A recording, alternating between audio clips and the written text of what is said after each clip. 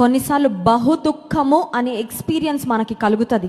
Maybe the loss of a loved one, ప్రేమించిన వారిని కోల్పోయినప్పుడు, ఒక తల్లినో, ఒక తండ్రినో, ఒక భర్తనో, లేదంటే ఒక భార్యనో, ఒక బిడ్డలనో కోల్పోయినప్పుడు ఆ వేదన అనేది అది మాటలలో ఎక్స్ప్లెయిన్ చేయలేము. కొన్నిసార్లు ఇక కన్నీళ్ళు కూడా రాలేనంతగా బహు దుఃఖపడే అనుభవాలు చాలామంది జీవితాల్లో ఉంటూ ఉంటాయి. బహు దుఃఖపడుతూ ఉన్నప్పుడు బహుశా మీకు ఒక ఆలోచన రావచ్చేమో, యేసుక్రీస్తు ప్రభువు నేను ఇప్పుడు ఎంత దుఃఖపడుతున్నానో, ఇంత దుఃఖాన్ని ఆయన అర్థం చేసుకోగలరా అంటే ఖచ్చితంగా అర్థం చేసుకోగలరు.